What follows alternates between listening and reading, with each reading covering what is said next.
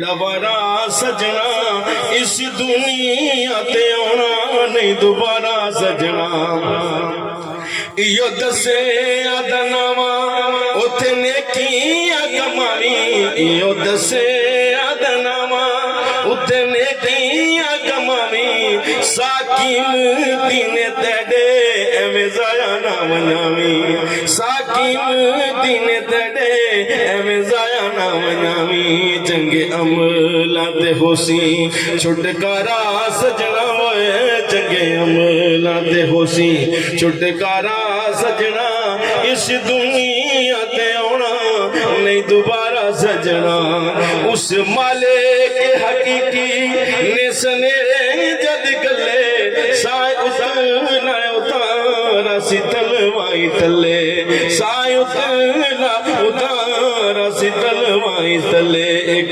سامی نہیں ملے نہ ادھارا سجنا ایک سامی نہیں ملے نہ ادھارا سجنا اس دنیا تے ہونا نہیں دوبارہ سجنا باویں کارا تے مربے تیرے شاہین محل پر گوان دا ملنا نصیبہ دیئے گل پر گوان دا ملنا نصیبہ دیئے گل کری کبار دا کدی نہ وسارا سجنا کری کبار دا کدی نہ وسارا سجنا اس دنیا تے آنا نہیں دوبارہ سجنا مادی شان جنو صاحب مصطفیٰ صاحب کتاب عظمتہ کی سناوا مادیاں عظمتہ کی سناوا مادیاں تار دیدیاں نے دعاوا مادیاں تار دیدیاں نے دعاوا مادیاں رو پے پیارے محمد مصطفیٰ رو پے پیارے محمد مصطفیٰ یاد آیا جد وفا مادیاں یاد آیا جد وفا مادیاں لیندے چلتے ہر جگہ تے دماغے دنیا گوڑیاں ڈڈیاں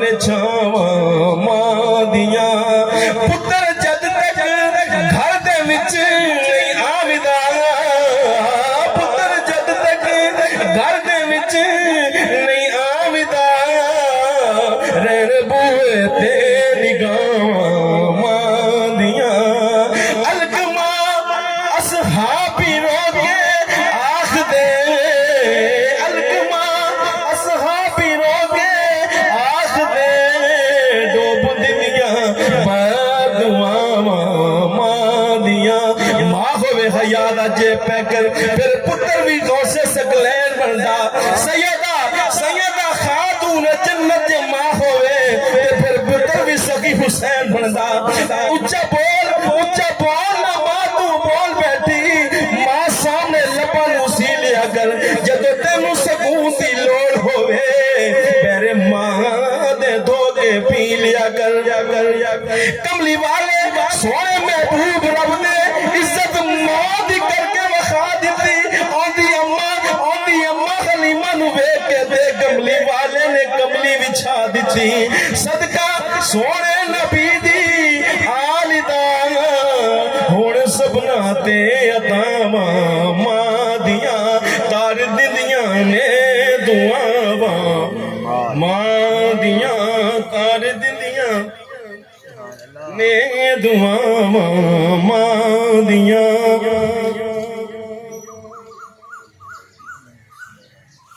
نعرہ تکبیر نعرہ رسالت نعرہ حیدری اب آپ کے سامنے بڑے دور دراز سے تشریف لائے عبدالحی علوی صاحب پشاور تشریف لائے ہیں وہ آپ کتاب فرمائیں گے ان کا کتاب لاجواب سنیں اور اپنے دل کو مزین فرمائیں بلا تاخیر اب میں ان کو اجازت دیتا ہوں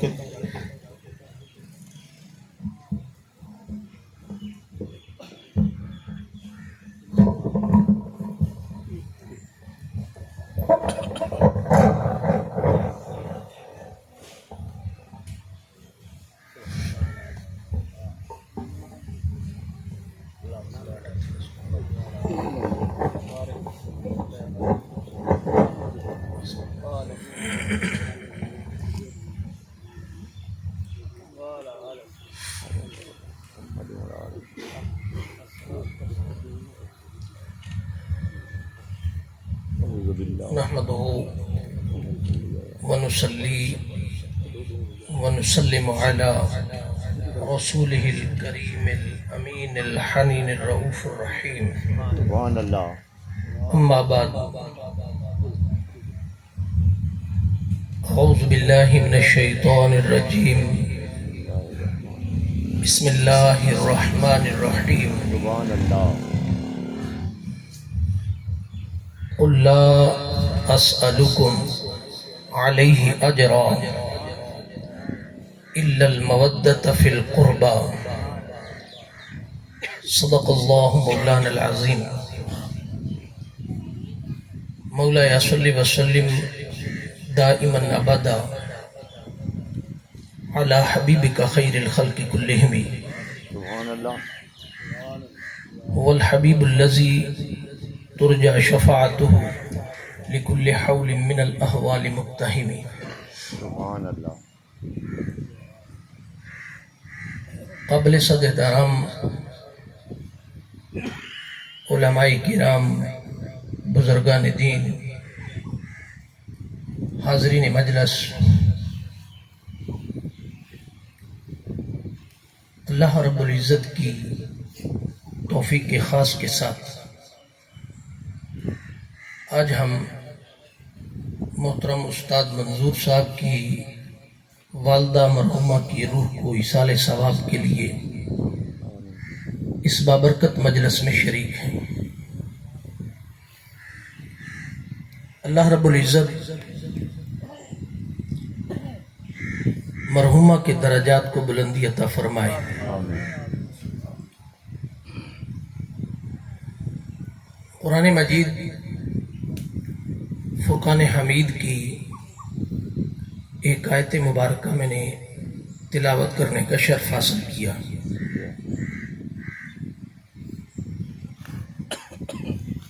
اس آیت مبارکہ کے اندر اللہ رب العزت نے اپنے محبوب کریم علیہ الصلاۃ والسلام کی اہل بیت اطہار کا ذکر کیا. سبحان اللہ.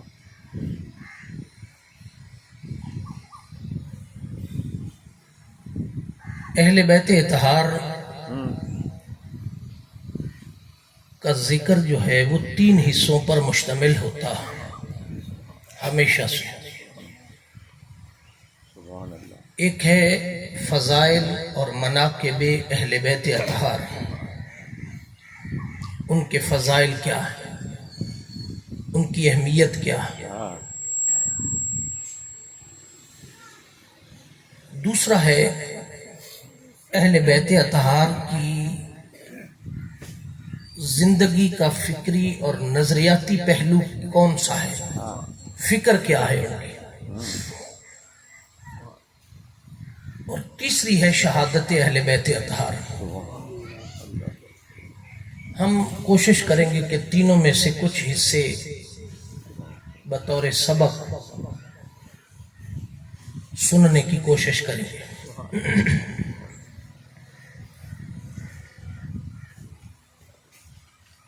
قرآن مجید فرقان حمید جو ہے وہ قیامت تک آنے والی نسلوں کے لیے ہدایت کا سرچشمہ ہے. یہ قرآن پاک کا اعجاز ہے کہ وہ ہر دور کے اندر اس وقت کے مطابق، اس زمانے کے مطابق، اس ماحول کے مطابق قرآن پاک اپنے ماننے والوں کو ہدایت کی خیرات عطا کرتا ہے. سبحان اللہ. سبحان اللہ. قرآن پاک کے اندر ہر حکم جو آتا ہے وہ اللہ رب العزت کی بارگاہ سے ایک مخصوص حکم کے طور پر امت کو سنایا جاتا ہے۔ یہاں جو میں نقطہ آپ کی خدمت میں عرض کرنے لگا ہوں وہ فضائل و مناقب اہل بیت اطہار کے اس پہلے حصے کے اندر ہے کہ قرآن مجید فرقان حمید کی اس آیت مبارکہ کی ابتدا پر اگر آپ غور کریں تو قرآن پاک نے کہا قل لا اسألکم، قل اس وقت استعمال ہوتا ہے جب آقا علیہ السلام کی زبان اقدس سے بطور خاص کوئی حکم کہلایا جائے، اس کی اہمیت کے پیش نظر کہ اس کی بہت اہمیت ہے، تو خاص مقام پر قل کا لفظ اللہ رب العزت نے اپنے محبوب علیہ السلام کو فرمایا کہ محبوب تو اپنی زبان اقدس سے اس بات کا اعلان فرما۔ قل اس وقت استعمال ہوتا ہے، مثلا قل بہت سارے مقامات پر استعمال ہوا، قل هو اللہ احد بھی استعمال ہوا کہ محبوب تو کہے کہ میں ایک ہوں، سبحان اللہ، میری وحدانیت کا اعلان محبوب تو اپنی زبان سے کرے۔ سبحان اللہ، جب امت کے بخشش کی باری آئی تو فرمایا قل یا عبادی الذین اسرفوا علی انفسہم لا تقنطوا من رحمت اللہ، محبوب تو کہے ان گناہگاروں کو کہ وہ گناہ کر کے مایوس نہ ہو، پریشان نہ ہو، بس اتنا کریں کہ جب وہ گناہ کر لیں تو ندامت اور خشیت کے ساتھ میری بارگاہ میں آ کر کے سچے دل سے معافی مانگ لے تو میں معاف کر دوں گا، سبحان اللہ، اتنا۔ اس کی وجہ ہے کہ محبوب اگر میں کہوں گا تو ہو سکتا ہے کہ وہ بھاگ جائے کہ رب جلال ہے، ڈر ہے، پکڑ لے گا، بخشا نہیں جائے گا۔ محبوب تو کہے گا تو وما ارسلناک الا رحمۃ للعالمین ہے، سبحان اللہ، تو کہے گا تو احساس ہوگا کہ محبوب نے کہا ہے کہ رب معاف کر دے گا تو تیری بات کو سن لیں گے۔ صحیح ہے، اب اگلی بات کیا ہے؟ بہت سارے مقامات پر چونکہ اس وقت اگر اس بحث میں پڑے کہ کل کی وجہ تسمیہ کیا ہے تو وقت اسی میں لگ جائے گا، کسی پھر موقع پر اس کی وجہ تسمیہ آپ کے سامنے عرض کروں گا۔ اب دوسرا نقطہ جو سمجھنے والا وہ یہ کہ الحمد سے لے کر والناس تک سارے کا سارا قرآن حضور کی زبان اقدس سے ہم تک پہنچا ہے۔ اگر حضور نہ ہوتے تو قرآن ہم تک نہ پہنچتا۔ جب سارا قرآن حضور کی زبان اقدس کے ذریعے ہم تک پہنچا تو پھر بطور خاص کچھ مقامات پر لفظ قل استعمال کرنے کی کیا ضرورت تھی؟ بطور خاص کیوں استعمال کیا؟ اب اس عقیدے کے اس پہلو کو سمجھنا ضروری ہے۔ بعض لوگ یہ تسبیح پڑھتے دکھائی دیتے ہیں کہ صرف قرآن کی بات کرو، صرف قرآن کو مانتے ہیں، صرف قرآن سے حوالہ پیش کرو، صرف قرآن کی بات کرو، اس کے علاوہ کسی کو نہیں مانتے۔ یاد رکھیں قرآن قلب مصطفیٰ صلی اللہ علیہ وسلم پر نازل ہوا، حضور کے قلب انور پر، اور جبریل لانے والے تھے، حضور کے قلب انور پر نازل ہوا۔ جبریل فرشتہ ہے، فرشتے عام انسان کو دکھائی نہیں دیتے۔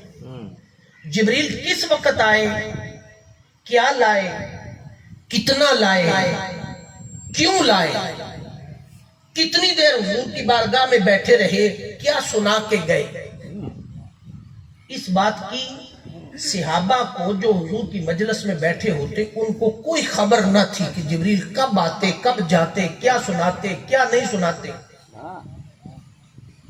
بعض اوقات ایسا بھی ہوتا کہ حضور کی بارگاہ میں صحابہ کا جمع غفیر موجود ہوتا، وحی کا نزول ہو جاتا، جبریل آ جاتے، صحابہ صرف اتنا ہی اندازہ کر سکتے تھے کہ جب حضور علیہ السلام پر وحی کا نزول شروع ہوتا تو حضور علیہ السلام کی طبیعت مبارکہ کے اندر ایک اضطراب کی کیفیت پیدا ہو جاتی ہے. جب وحی کا نزول ختم ہو جاتا تو اضطراب کی کیفیت سے آقا باہر تشریف لے آتے ہیں. سبحان اللہ. تو صحابہ اندازہ کر لیتے کہ وحی آئی تھی, اتنی دیر رہی اور وحی کا نزول ختم ہو گیا. کیا لائے, کتنا لائے, کیا سنایا, کیا دیا, اس کی کوئی خبر نہیں. یہ بات آگے سمجھنے والی, جو قرآن کی رٹ و تسبیحاں پڑھتے صبح و شام, یہ بات عقیدے میں پختہ کر لیں. جبریل قلب مصطفیٰ صلی اللہ علیہ وسلم پر قرآن کا نزول کر کے چلے گئے, ہمیں نہیں پتا. آقا علیہ السلام نزول قرآن کے بعد, نزول وحی کے بعد 1 منٹ خاموش رہے, 2 منٹ خاموش رہے, 3 منٹ خاموش رہے, 5 منٹ, 10 منٹ, 1 گھنٹہ, 10 گھنٹے, 5 گھنٹے, 1 دن, 1 رات, 2 راتیں, 3 راتیں, 4 راتیں, 10 دن, مہینہ خاموش رہے.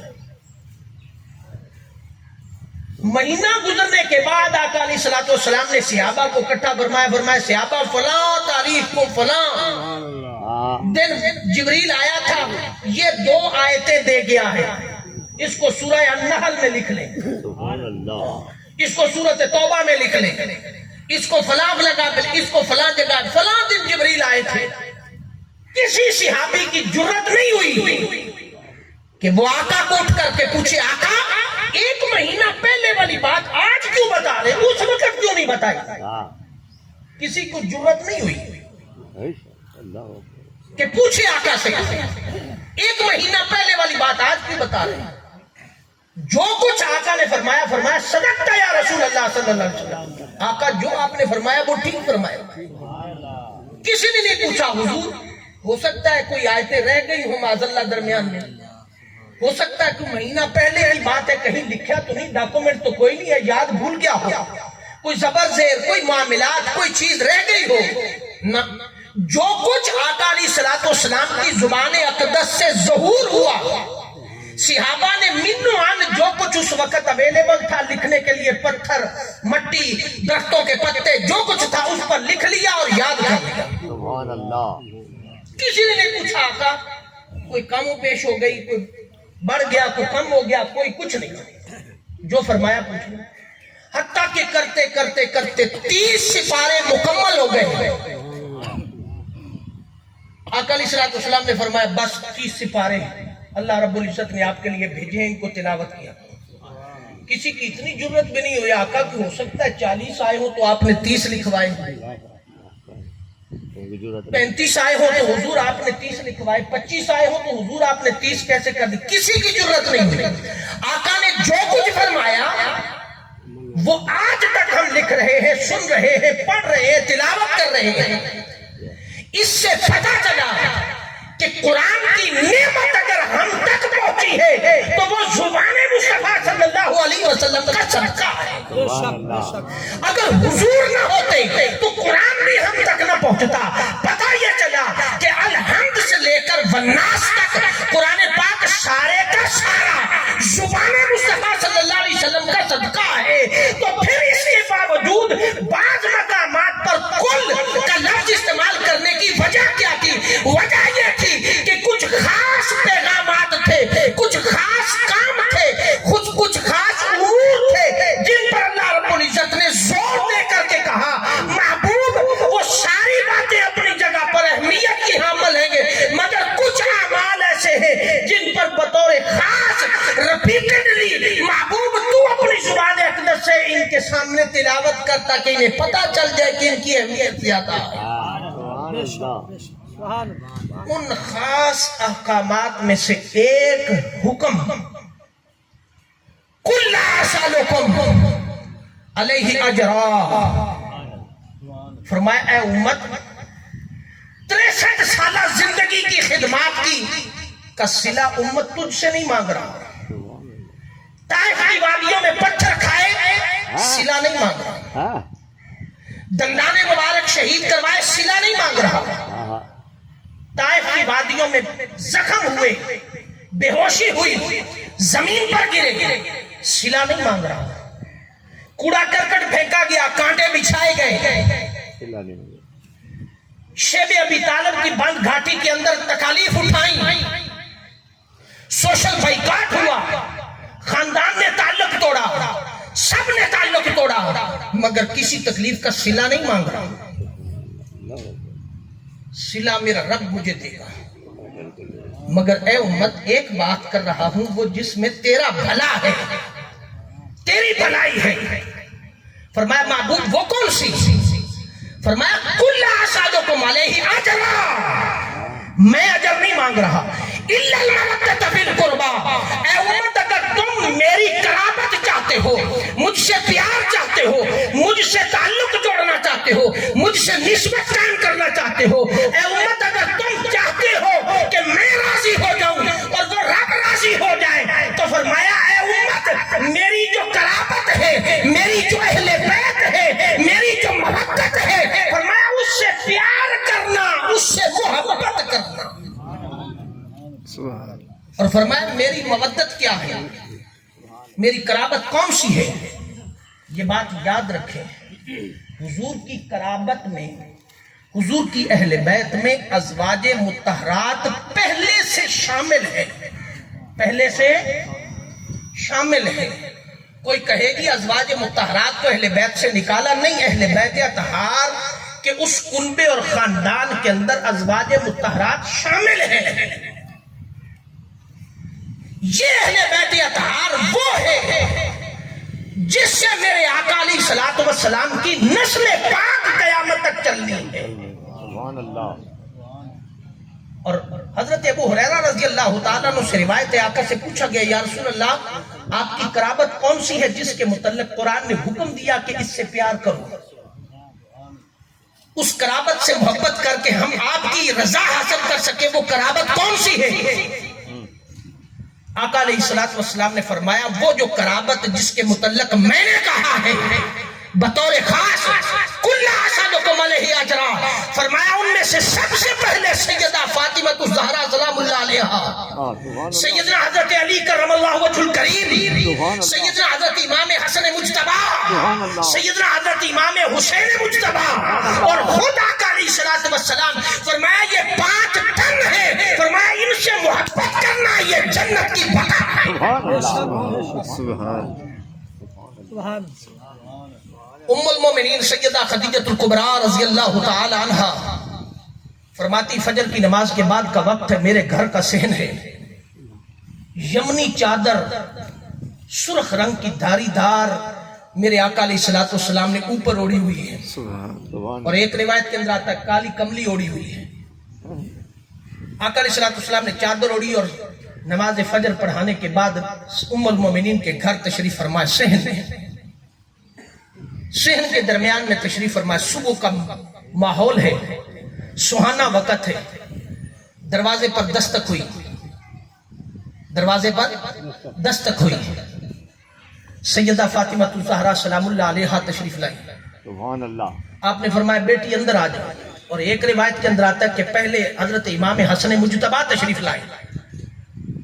चलो हम उस रिवायत को ले लेते हैं। इमाम हसन मुज्तबा तशरीफ लाए, आका अलैहिस्सलातु वस्सलाम ने फरमाया बेटा मेरे पास आ जाओ। चादर ऊपर की और इस टांग पर आपने बिठा लिया और चादर ऊपर दे दी। फिर हुसैन अलैहिस्सलाम तशरीफ लाए, फरमाया बेटा आ जाओ, दूसरी टांग पर बिठाया, चादर ऊपर दे दी। फिर सैयदा फातिमा ज़हरा सलामुल्लाह अलैहा आई, फरमाया आ जाओ मेरे पिछली तरफ बैठ जाओ, चादर ऊपर कर दी। सुभान अल्लाह। फिर अली उल मुर्तज़ा तशरीफ लाए, सुभान अल्लाह।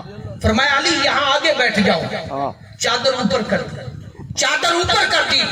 बुखारी की हदीस पाक है, आका अलैहिस्सलातु वस्सलाम ने चादर ऊपर करके चादर के अंदर से हाथ निकाले। सुभान अल्लाह। सर्दियां खेस उत्ते कीती पई होंदे ना, ते सर्दी बड़ी डाढ़ी लगी पई होंदी ते बुक्कल खोलने दा दिल नहीं करदा, ते बिचों हाथ बाहर कट के दुआ मंगदे सवेर दी ना, ठंड बड़ी लगदी ना। ये वही मंजर है। उस चादर के अंदर से मेरे आका ने दस्ते मुबारक बाहर निकाले और दराज किए, फरमाया है अल्लाह, सुभान अल्लाह, इस चादर के अंदर मेरे समेत 5 टन मौजूद हैं। सुभान अल्लाह, 5 टन मौजूद हैं। सुभान अल्लाह। और ये सारा मंजर उम्मुल मोमिनीन हजरत आयशा सिद्दीका रजी अल्लाह तआला अन्हा अपनी आंखों से देख रही है और उम्मुल मोमिनीन इसी हदीस पाक की रावी है। सुभान अल्लाह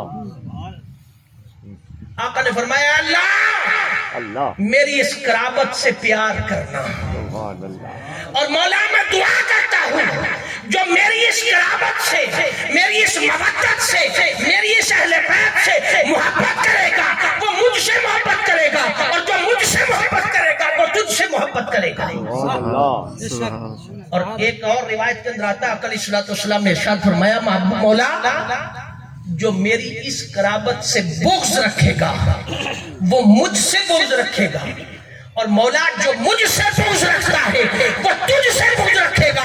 और फिर एक रिवायत के अंदर आता है कि आका अलैहिस्सलाम ने स्पेशल हाथ उठा के दुआ फरमाई मौला जो मेरी इस मवद्दत से मोहब्बत रखेगा तू भी उससे मोहब्बत कर और जो मेरी इस मवद्दत से कराबत से अहले बैत से बुग़्ज़ रखेगा मौला तू भी उससे बुग़्ज़ रख। अल्लाह ज़ुबान अक़दस ज़ुबान मुस्तफ़ा से निकले हुए अल्फाज कभी क्या वापस जा सकते हैं? क्या वापस कभी जा सकते हैं? नहीं। जब नहीं जा सकते तो आज हम अहले बैत अतहार के उन सारे मामलात को छोड़कर हम कौन सी जन्नत लेना चाहते हैं, कौन से जन्नत के मामलात करना चाहते हैं जिससे हमें पता चले कि हम जन्नत के हकदार बन जाएंगे। यहाँ मैं एक मिसाल आपकी खिदमत में अर्ज करना चाहता हूँ, वो मिसाल झटकी है, उसको समझ ले। वो झटकी मिसाल क्या? मिसाल के तौर पर मैंने बेटे की शादी कर ली और मेरे घर के साथ मोहतरम करीम बख्श साहब का घर है। मोहतरम करीम बख्श साहब का घर है और हवेली है बड़ी, ऐसे जैसे ये हवेली है। फर्ज करें कि ये करीम बख्श साहब की हवेली, उस्ताद मंजूर साहब की। मैंने कहा उस्ताद साहब मैंने बेटे की शादी करनी तो ये खाली जगह आपके पास पड़ी है, ये मुझे दे दें 2 दिन के लिए, मैं वलीमा बेटे का कर लूंगा, शादी मेहमान आएंगे, यहाँ कनाते लगाकर हम यहाँ बैठ जाएंगे, तो ये दे दें। तो करीम बख्श साहब ने बड़ी खूबसूरत बात कही, उनका अलवी साहब जगह तो मेरी है हाई हुण मेरी नहीं, हुण मेरी हुण मैं शजरुद्दीन नूं दे दी है, जगह मैं वेच दी है ते शजरुद्दीन ने लै ली। हुण जे अगर तुसीं लेना चाहते हो तो मैं तो देने वास्ते तैयार हूं क्योंकि मैं वेच दी है शजरुद्दीन नूं, ते हुण तुसीं शजरुद्दीन नूं पुछ लो कि वो तुहानूं अगर देंदा है तो बिस्मिल्लाह, मैनूं कोई इतराज गल समझ आई? कोई नहीं आई समझ? बिला तशबीह बिला मिसाल रब्बे कायनात ने फरमाया ऐ मेरे महबूब की उम्मत ये जन्नत बेशक मैंने बनाई है, ये जन्नत मेरी है, जन्नत मेरी है, बनाई भी मैंने है, मालिक भी मैं हूँ। पर ऐ मेरे महबूब की उम्मत सुनो, ये जन्नत मैंने बेच दी है और इस जन्नत को खरीदा है मेरे महबूब के शहजादों ने, हसनैन करीमैन ने खरीद लिया है। हसनैन करीम ने बड़ी कीमत दी है, कहीं अली अकबर कुर्बान करके इसकी कीमत दी है, कहीं अली असगर कुर्बान करके इसकी कीमत दी है, कहीं इमाम कासिम शहीद करवा के इसकी कीमत भरी है। अब इस जन्नत के मालिक हसनैन करीमैन है, अगर जन्नत में जाना है तो हसनैन करीमैन से सुभान अल्लाह सुभान अल्लाह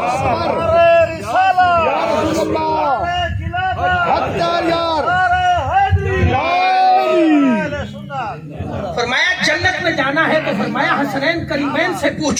अब जन्नत के वारिस वो है, जन्नत के वारिस वो है।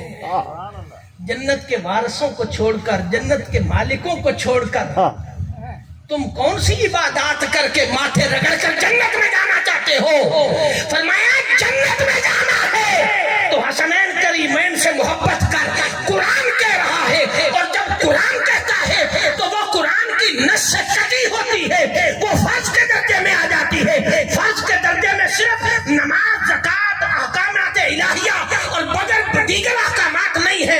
कुरान में जो भी हुक्म आएगा उसकी बुनियाद फर्ज और नस से कटी के साथ होगी। कुरान ने कहा कुल्ला असलुकुम अलैहि अजरा इल्लल मवद्दत फिल कुर्बा, जन्नत में जाना है, नमाजों को कबूल कर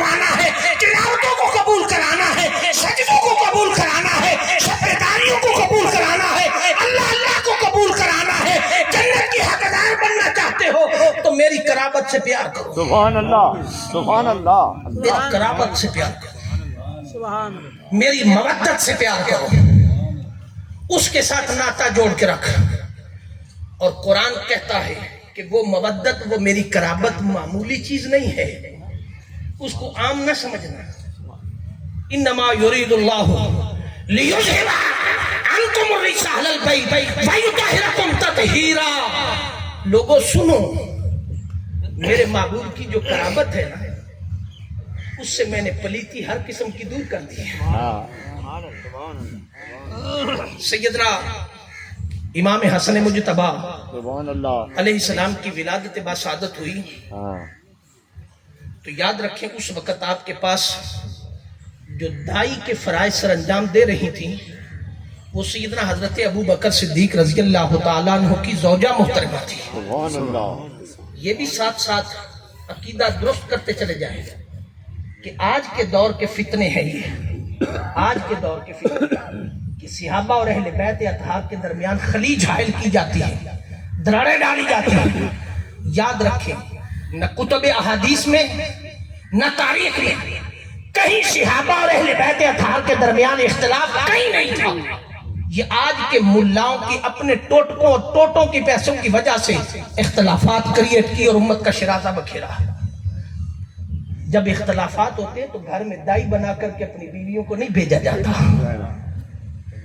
زوجہ محترمہ سیدنا صدیق اکبر امام حسن مجتبی کی ولادت ہوئی ہاں تو گود میں اٹھا کر سرکار کی بارگاہ میں لائی۔ سبحان اللہ جب سرکار کی بارگاہ میں لائی، سرکار نے گھٹی دی، لعاب دہن ڈالا، ماتھا چوما، گردن چومی، پیار کیا، سبحان اللہ پیار کر کے واپس کیا، فرمایا لے جاؤ فاطمہ کے پاس لے جاؤ، زیادہ دیر الگ نہ رکھو میرے شہزادے کو۔ سبحان اللہ جب دوبارہ پکڑایا تو کھڑی ہو گئی، فرمایا یا رسول اللہ ایک عرض ہے، ناراض نہ ہو تو میں ایک سوال پوچھوں؟ فرمایا جی پوچھو۔ ہاں فرمایا یا رسول اللہ میں پریشان ہوں، جب سے شہزادے کی ولادت باسعادت ہوئی ہے ہاں تو جب عورتوں کے ہاں بچے پیدا ہوتے ہیں تو اس سے پہلے خون آتا ہے حیض کا، اور بعد میں بھی آتا ہے جو ماں بننے کی علامات میں سے ہوتا ہے، میڈیکلی اس کی صحت کی علامات میں سے ہوتی ہے۔ یا رسول اللہ بیٹے کی ولادت ہوئی ہے، حیض کا خون نہ پہلے آیا ہے نہ بعد میں آیا ہے، میں ڈر گئی ہوں کہ کہیں کوئی میڈیکلی پرابلم تو نہیں ہے، کوئی مشکل تو نہیں ہے، ڈر گئی ہوں کہ کیا وجہ ہے۔ میرے آقا علیہ الصلوۃ والسلام نے فرمایا کیا تو نے آیت مبارکہ نہیں سنی انما یرید اللہ لیذھب عنکم الرجس اہل البیت ویطہرکم تطہیرا؟ میرے رب نے ہر قسم کی پلیتی میری اہل بیت سے دور کر دی ہے، تو حیض پلیتی میں آتا ہے، فرمایا یہاں حیض کا کوئی تعلق نہیں ہے، فرمایا یہاں پاکی ہی پاکی ہے، یہاں ناپاکی کوئی نہیں ہے۔ جس اہل بیت کی قسمیں رب قرآن میں کھائے اور آج ہم اس پر زبان درازی کریں، عقیدہ پختہ رکھیں اور ایک رکھیں، وہ کیا ہے؟ وہ عقیدہ یہ ہے کہ کل اسألکم علیہ اجرا الا المودۃ فی القربى، ہماری کامیابی اور بقا اور ضمانت اہل بیت اطہار کی غلامی ہے۔ سبحان اللہ اللہ اکبر اور یہاں دوسری بات یاد رکھیں، یہاں اللہ کے جوڑ نہیں بنتا، میں کبھی ایسی بات نہیں کرتا، مگر یہ تحریک منہاج القرآن کا ترہ امتیاز ہے کہ وہ جب بھی بات کرتے ہیں بیلنس بات کرتے ہیں، عقیدہ جب بھی بیان کیا بیلنس برابر کا عقیدہ بیان کیا ہے۔ ہمیشہ یہ بات یاد رکھنی چاہیے کہ صحابہ کرام رضوان اللہ تعالی علیہم اجمعین اور اہل بیت اطہار کے درمیان کوئی اختلاف نہیں تھا۔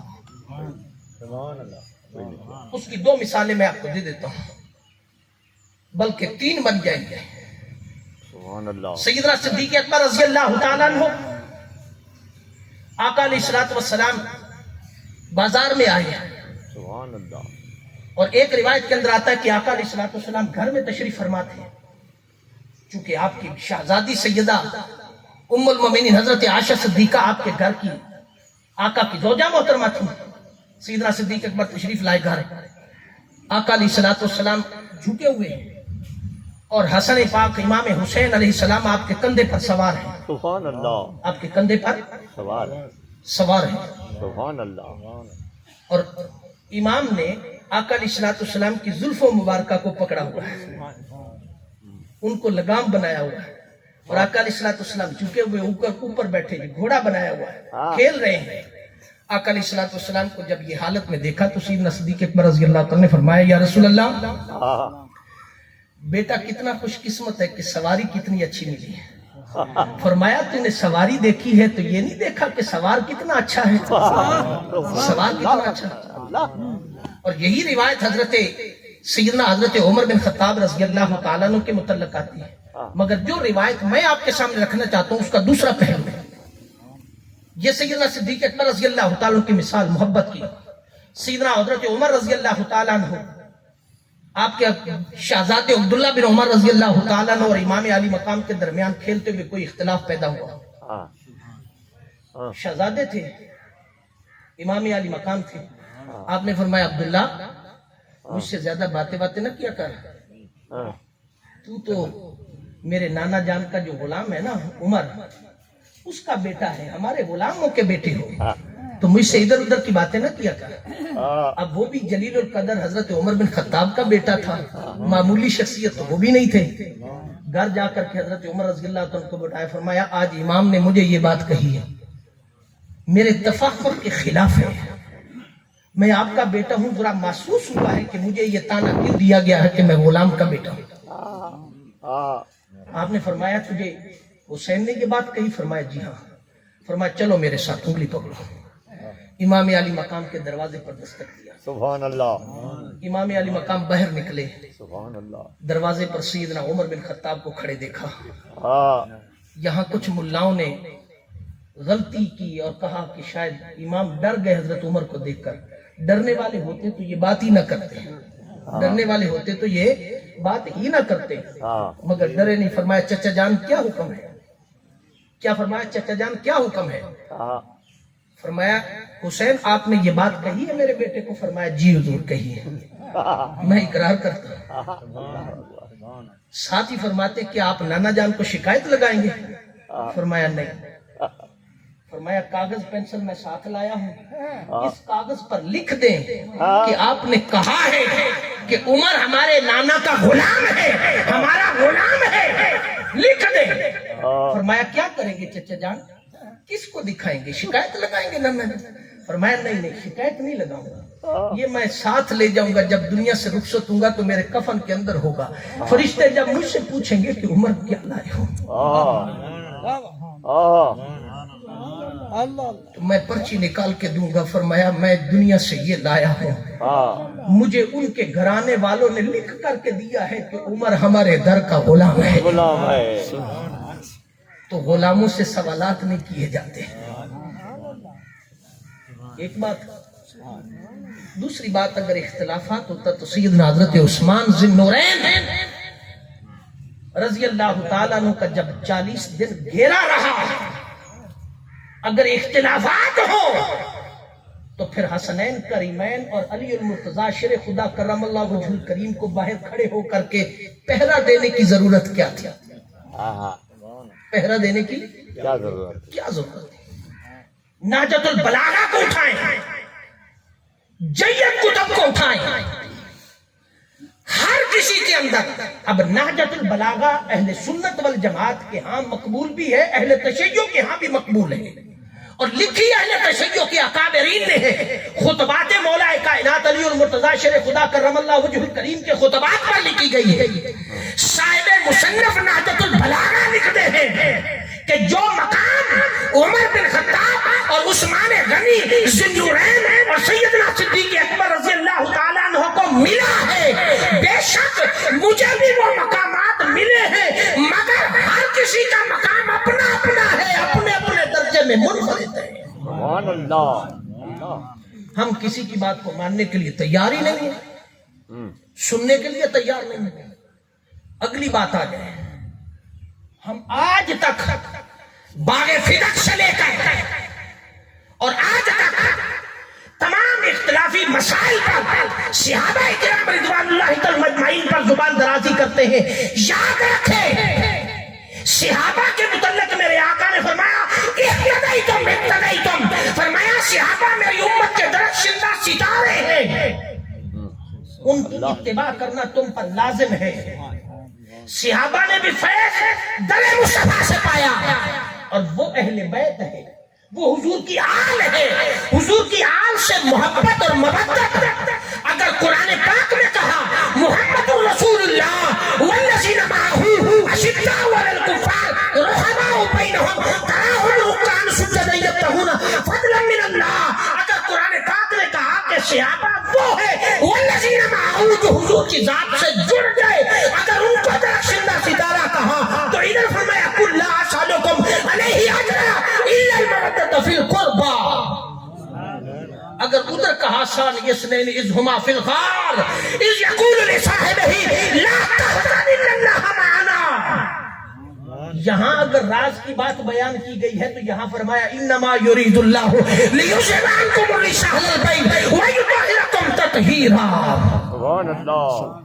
اگر ادھر 16 آیات مبارکہ حضرت عثمان ذی النورین کے متعلق آئی ہے تو ادھر فرمایا مرج البحرین یلتقیان بینہما برزخ لا یبغیان۔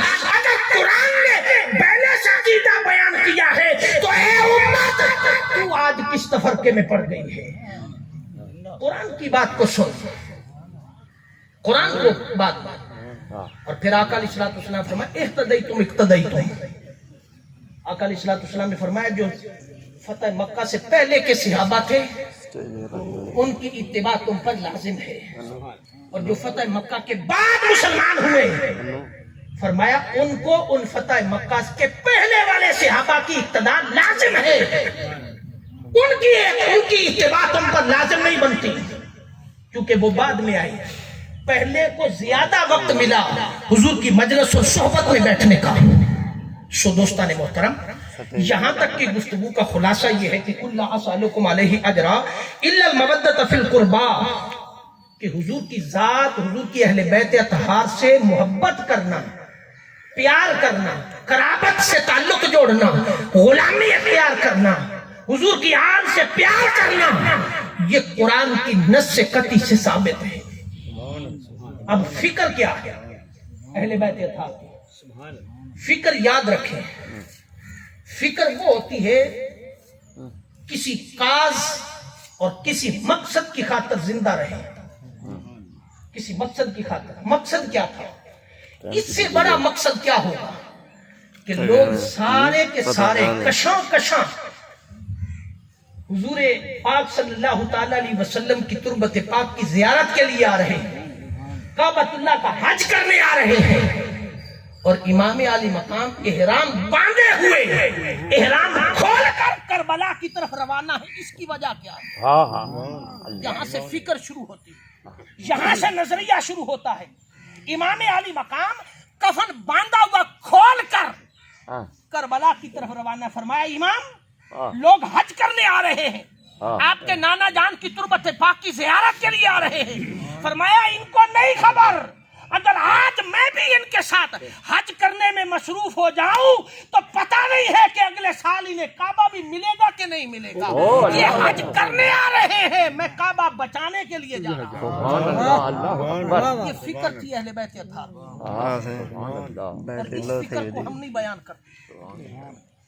اور شہادت وہ ہے جو 10 محرم والے دن کربلا کی سرزمین پر جو واقعات رونما ہوئے وہ شہادت ہے، وہ فکر نہیں ہے، وہ فکر نہیں، وہ شہادت ہے کہ تیر کیسے لگا، تلوار کیسے لگی، زخم کیسے آئے، زمین پر کیسے تشریف لائے، وہ واقعات شہادت ہے، وہ فکر نہیں ہے۔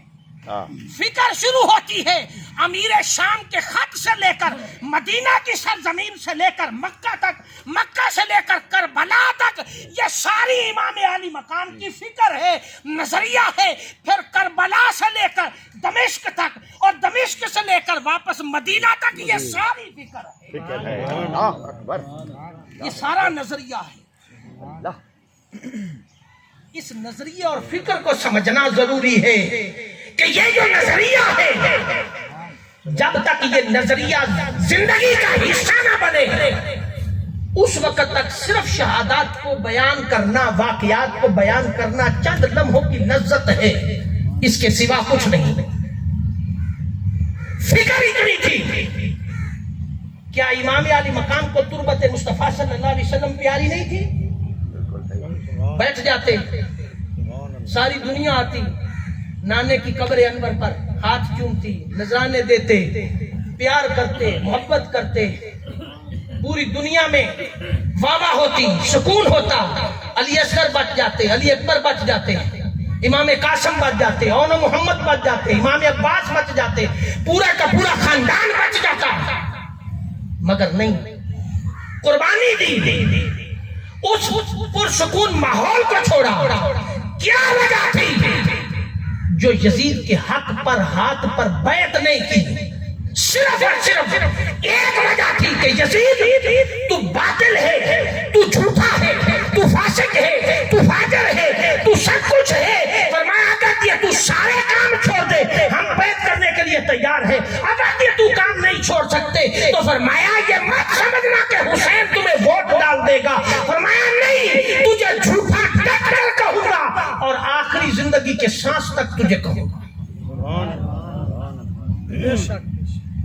اس مجمع کے اندر بیٹھنے والوں کو سب کے لیے قرآن کا پیغام اور اہل بیت اطہار سے محبت کرنے والوں کو پیغام حسین ہے. یزید کی بداڑی تھی, پگڑی وہ بھی باندھتا تھا, تہجد وہ بھی پڑھتا تھا, نمازیں وہ بھی پڑھتا تھا, روزے وہ بھی رکھتا تھا, تسبیح اس کے ہاتھ میں بھی ہوتی تھی. کیا وجہ تھی کہ شہزادہ رسول صلی اللہ علیہ وسلم نے بیعت سے انکار کر دیا؟ کیا وجہ تھی؟ بہن اور بھائی کے زنا کو جائز کرا دیا, ریاست کے عدل اور انصاف کو ختم کر دیا, ریاست کے قوانین کو برباد کر دیا, عیاش بن گیا اور کرپشن کا مرکز بن گیا. اس کے علاوہ وہ یہ چاہتا تھا کہ حسین تم مدینہ کی ریاست میں بیٹھ کر اللہ اللہ کرو, نمازیں پڑھو, روزے رکھو, حج کرو, زکات دو, حکومت ہم کریں گے, اقتدار ہمارے پاس رہنے دے, ہم زیادتی کریں, زنا کریں, جبر کریں, کرپشن کریں, لوٹ مار کریں, ملک لوٹیں, ہمیں کچھ نہ کہیں, آپ اللہ اللہ کرو, نمازیں پڑھو, روزے رکھو, حج کرو, یہ سب کچھ تم کرو, اقتدار ہم کریں. حسین نے کہا نہیں, یہ تیرا فلسفہ نہیں ہے, یہ الدین عند اللہ الاسلام ہے. یہ هو الذی ارسل رسولہ بالہدی ودین الحق لیظہرہ علی الدین کلہ ہے. یہ دین غالب ہونے کے لیے آیا ہے, مغلوب ہونے کے لیے نہیں آیا. جو دین مسجد کے اندر ہے وہ دین پارلیمنٹ کے اندر بھی ہے. جو دین مسجد کے لیے اندر نماز پڑھنے کی بات کرتا ہے, مسجد میں نماز پڑھی جاتی ہے, قائم نہیں ہوتی, قائم پارلیمنٹ میں ہوتی ہے. اور قرآن نے نماز قائم کرنے کو کہا ہے, پڑھنے کو نہیں کہا. یہ فکر تھی. اور آج بھی دیکھ لیں, ہم جن کو سلیکٹ کرتے ہیں, ہم نہ چور دیکھتے ہیں, نہ زانی دیکھتے ہیں, نہ بدماش دیکھتے ہیں, اور ہم سے جا کر پرچی ڈال کے آ جاتے ہیں. جتنے جرائم کے اندر وہ شریک ہیں, اس میں برابر کے شریک ووٹ ڈالنے والے بھی ہیں. یہی ایک ووٹ تھا جو حسین نے یزید کو نہیں دیا, اور 72 جانیں گھر سے قربان کروا دی. اور یزید نے کہا تھا حسین حق میں ہوں, حق میں ہوں, اور ساتھ اس نے کہا طاقت بھی میں ہوں, طاقت بھی یزید نے کہا میں ہوں. امام علی مقام نے للکار کر کہا, فرمایا یزید نہ تو حق ہے نہ تو طاقت ہے, حق بھی میں ہوں اور طاقت بھی میں ہوں. اس لیے میں کہ خواجہ رسول ہوں, تجھے للکار کہہ رہا ہوں. جنت کا وارث مجھے بنایا گیا ہے, تجھے نہیں بنایا گیا. اگر جنت میں جانا ہے, دین کی سربلندی کے بعد بقا لینا چاہتے ہو, تو فرمایا تجھے میرا ساتھ دینا ہوگا. حق میں اور طاقت بھی میں. اور آخری بات کیا ہے, امام علی مقام علیہ السلام شہادتوں کے لیے سب کچھ قربان کرنے کے لیے تیار ہو گئے. جب سب کچھ تیار کرنے کے لیے تیار ہو گئے تو آخری آپ نے خطبے کے 3 ڈیمانڈیں مطالبات رکھے. فرمایا پہلا مطالبہ یہ ہے، پہلا مطالبہ یہ ہے کہ میری بات مان لو اور مجھے یزید کے ساتھ مذاکرات کی بات کرنے کا مجھے موقع دو، میں بات خود کرتا ہوں۔ ابن زیاد نے کہا نہیں، ابن زیاد نے کہا نہیں، یا بیعت کر لو یا مرنے کے لیے تیار ہو، پہلی بات۔ دوسری بات فرمایا کہ مجھے اپنی حق بات کہنے کے لیے پبلک کے سامنے پورا موقع دیا جائے۔ فرمایا نہیں، یا بیعت کر لو اور یا پھر مرنے کے لیے تیار ہو۔ دو باتیں بھی مسترد کر دی۔ تیسری بات کہی کہ مجھے سیف راستہ دیا جائے، میں واپس مدینہ کی طرف پلٹ جاؤں۔ فرمایا نہیں، مدینہ کی طرف جانے کا راستہ نہیں، یا بیعت کر لیں یا شہید ہونے کے لیے تیار ہو جائیں۔ فرمایا بیعت میں نہیں کر سکتا، شہادت کے لیے تیار ہوں۔ میں کبھی کسی ظالم، فاسق، فاجر اور زانی کو کبھی اپنا حکمران مان نہیں سکتا۔ امام علی مقام رات کو 10 محرم کی رات کو اپنے خیموں میں عبادات میں مصروف ہے۔ سیدہ زینب سلام اللہ علیہا خیمے سے باہر تشریف لائی تو منہ پر، لبوں پر تھوڑی تھوڑی ہلکی ہلکی مسکراہٹ ہے اور آنکھوں میں آنسو ہے۔ پوچھا ہمشیرہ، آنسو اور لبوں پر مسکراہٹ، یہ دو چیزیں کیسے اکٹھی ہیں؟ فرمایا بھائی جان، جب آپ نے کہا تھا، چراغ گل کیا تھا کہ جو واپس جانا چاہتا ہے وہ چلا جائے، گیا تو واپس کوئی نہیں، مگر میرے شہزادے خاموش تھے، تو میں چاہتی تھی کہ اپنی زبان سے شہادت کا اعلان کرے۔ تو فرمایا بھائی جان، آج رات جب عبادت میں مصروف تھے تو میرے شہزادوں نے آ کر کے خود کہا، امی جان ہم آپ کے بھائی کو مایوس نہیں کریں گے، سب سے پہلے شہید ہونے کے لیے ہم تیار ہوں گے۔ فرمایا خوشی اس لیے ہے کہ میرے شہزادے بھی آپ کے ساتھ شہید ہونے کے لیے تیار ہیں۔ اندر چلے گئے، امام علی اکبر کو بلایا، فرمایا علی اکبر ذرا میدان کا جائزہ لے کر آؤ، صبح شہادتیں دینی ہے۔ امام علی اکبر میدان کے وسط میں جاتے کہ پردہ نشین خاتون پردے میں بیٹھی ہے اور کچھ چن رہی ہے، کچھ کنکریاں چن رہی ہے۔ امام علی اکبر آواز دیتے ہیں کہ خاتون آپ کون ہیں اور کیا کر رہی ہیں؟ 3 بار آواز دی، تیسری بار سیدہ کائنات نے پیچھے پلٹ کر دیکھا، فرمایا میرا نام فاطمہ ہے، میں آج آئی ہوں، کنکریاں چننے کے لیے آئی ہوں، اپنے پلو سے جھاڑو دینے آئی ہوں کربلا، کیونکہ کل میری اہل بیت اور میرے گھر کی نسل کی کنکریوں پر پھول کٹ کٹ کر کے گرنے ہیں، کہیں کنکریاں ان کے جسموں میں پیوست نہ ہو جائے، کہیں کنکریاں پیوست نہ ہو جائے، صاف کرنے آئے۔ الغرض رات عبادت میں گزرتی ہے، ساری رات عبادت میں گزرتی ہے، صبح ایک ایک کر کے شہادتیں پیش کرتے ہیں رب کائنات کی بارگاہ کے اندر، سب صبر اور استقامت کا مجسمہ بنے ہوئے ہیں اور سب اللہ کی رضا کی خاطر قربانیاں دے رہے ہیں، کوئی بھی اپنے نظریے پر کمپرومائز نہیں کر رہا، کوئی سمجھوتا نہیں کر رہا۔ اور فکر حسین کا پیغام یہ ہے، محترم استاد منظور صاحب کی والدہ محترمہ کی روح کو اصالِ ثواب میں آنے والے، اس جم غفیر میں بیٹھنے والے مسلمانان اور غلامان اہل بیت اطہار، ہم ایک طرف اہل بیت اطہار سے محبت کے دعوے کریں، غلامی کے دعوے کریں اور یہ دعویٰ کریں کہ جنت کے وارث اہل بیت اطہار ہیں، ان کے بغیر جنت نہیں ملے گی۔ تو کیا آج تک ہم نے اہل بیت صرف لنگر کھانے کے لیے رکھی ہے، چاولوں کے لیے رکھی ہے کہ ان کے نام کی نیازی اور دیگے پکائیں اور رب کر جائیں؟ کبھی فکر حسین بھی اپنے اندر داخل کرنے کی کوشش کی ہے؟ کبھی فکر حسین اور نظریہ حسین کو بھی اپنی زندگی کا حصہ بنایا ہے؟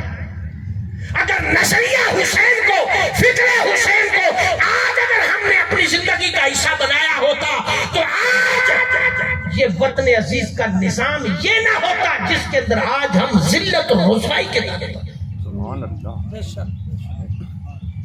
ہم نے نظریہ حسین کو چھوڑا، فکر حسین کو چھوڑا، اور آج ہم ذلت کے دھانے پر ہیں. آج بھی اگر ہم شعور کی خیرات لے لیں تو جھوٹی ریاست مدینہ کے نعرے لگانے والوں سے آج بھی جان چھوٹ سکتی ہے، آج بھی سرمایہ دار اور وڈیروں سے جان چھوٹ سکتی ہے، جگیرداروں سے جان چھوٹ سکتی ہے.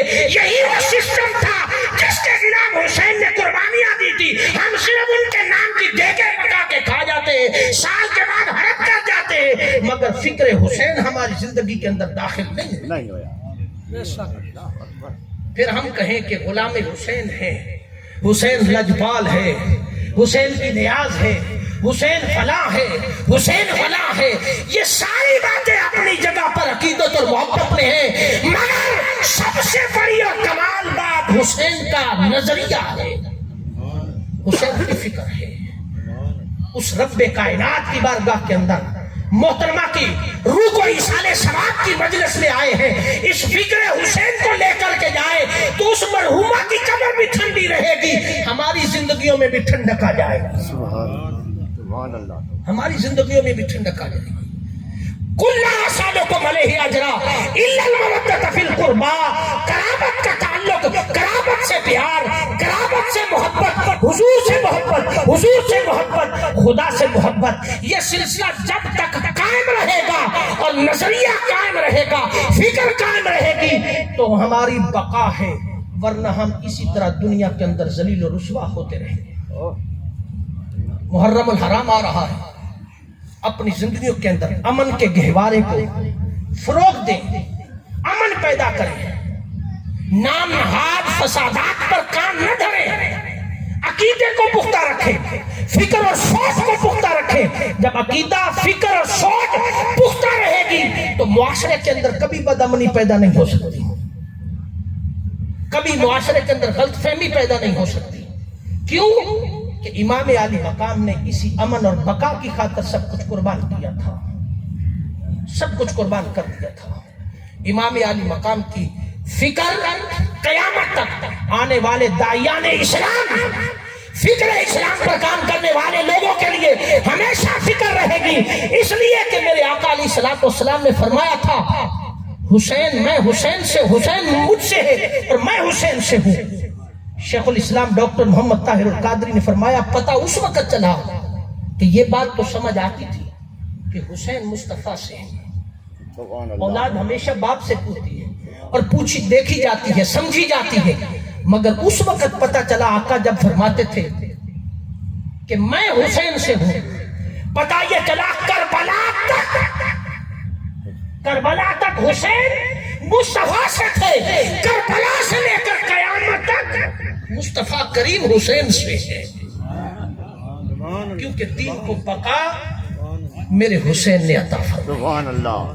اس رب کائنات کی بارگاہ کے اندر دعا ہے کہ آج ہمیں فکر حسین کو زندہ کرنے کی توفیق دے، ہمیں اپنے اندر اس غلامی کے توق کو گلے میں ڈالنے کی توفیق دے جو غلامی حسنین کریمین کے قدموں تک لے جاتی ہے.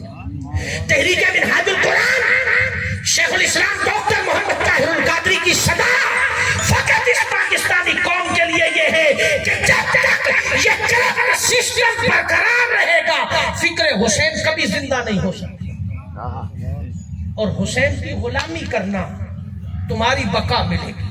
اور آخری جملہ یہ ہے کہ یزید کے 15 بیٹے تھے، یزید کے 15 بیٹے اور 5 بیٹیاں تھیں. تاریخ ابن خلدون کو دیکھیں، 15 بیٹے اور 5 بیٹیاں تھیں. یزید کے 15 بیٹوں اور 5 بیٹیوں میں سے آج ایک شخص بھی زندہ نہیں ہے، ایک شخص بھی زندہ نہیں، نسل میں سے کوئی شخص زندہ نہیں. کیوں کہ قرآن نے کہا تھا ان شانئک ھو الابتر، ان شانئک ھو الابتر، انا اعطیناک الکوثر فصل لربک وانحر، ان شانئک ھو الابتر. جو میری اہل بیت سے، میری نسل سے بغض رکھے گا اس کی نسلیں مٹ جائے گی. آؤ یزید کی نسل تو کہیں دکھائی نہیں دیتی، مگر حسین کو دیکھنا ہے تو آج بھی سادات کرام کو دیکھو، نسل زندہ ہے، زندہ ہے حسین. آج بھی نسل زندہ ہے، آج بھی نسلیں. تو حسین کے غلام بنو نا، حسین کی غلامی اختیار کرو، اور حسین کی غلامی فکر حسین ہے. اللہ رب العزت ہمیں عمل کی توفیق عطا فرمائے اور مرحومہ کے اللہ پاک درجات کو بلندی عطا فرمائے. وما علینا الا البلاغ. ہمیں